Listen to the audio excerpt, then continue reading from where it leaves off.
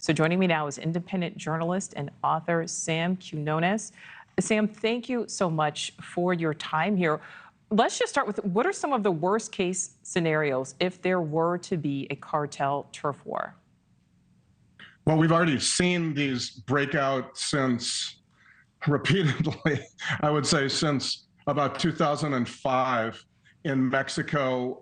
This was really ignited when Chapo Guzman, the notorious guy now doing life in prison in the United States, escaped from prison in Mexico and began a series of attempts to control other parts of the cartel world, other parts of the border.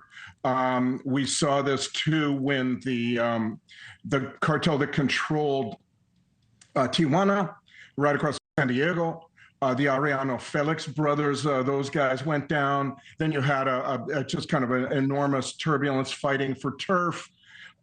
You can, I suppose, expect something similar from from this latest arrest or capture of Mayo Zambada, especially because Mayo Zambada was really unique among cartel leaders. He was one who lasted and lasted. I think he goes back to the 70s at least, and always very quiet, always behind the scenes. He was never, I mean, when I lived in Mexico, I lived there 10 years, there were only 2 pictures of the man that I was aware of.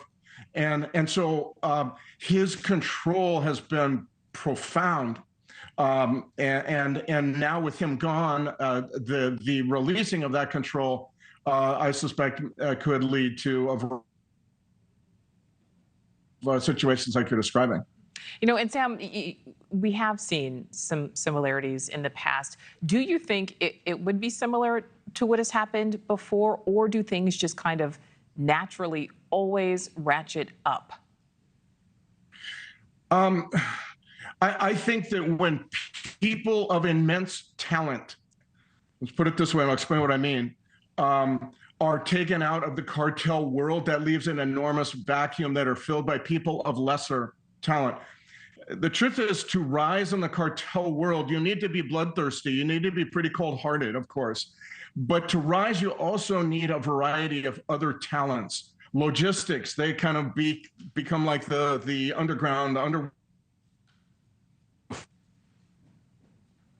you know, you need to have control or connections with the political class. In Mexico, this is an extraordinarily important talent to have. And so in the past, you've seen when people like Mayo Zambada, but perhaps on a lesser scale, with those kinds of talents are taken out, it leads to a lot of turbulence because those talents really aren't combined in one person very, very easily. And so you're seeing, you have seen in the past where certain cartels have just kind of completely disintegrated because they lost one person. Being willing to kill lots of people has not always been enough to run those groups. And so when you lose somebody who has those kinds of talents, like an especially talented CEO of a company, you can expect a lot of chaos to come after that. Oh, yeah, absolutely. Chaos for certain.